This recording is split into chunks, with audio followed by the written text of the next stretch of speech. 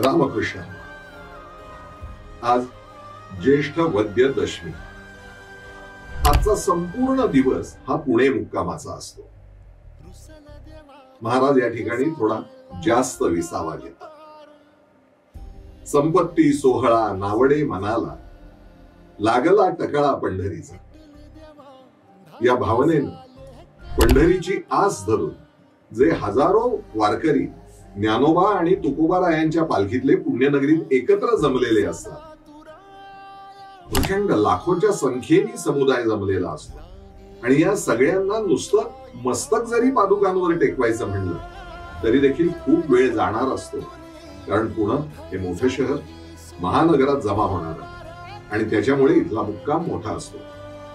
हजारो भाविक अक्षरशः रांग लावून अखंडितपणे पादुकांवरती मस्तक ठेवून आशीर्वाद घेऊन पुढे जात असतात. बाहेरच्या बाजूला मेळा लागलेला असतो ज्याच्यामध्ये वारकरी भजनं गात असतात, फुगड्या घालत असतात, नर्तन करीत असतात आणि संपूर्ण दिवसभराचा अतिशय धामधुमीचा असा कार्यक्रम संध्याकाळी हरिकीर्तनाने पार पडतो.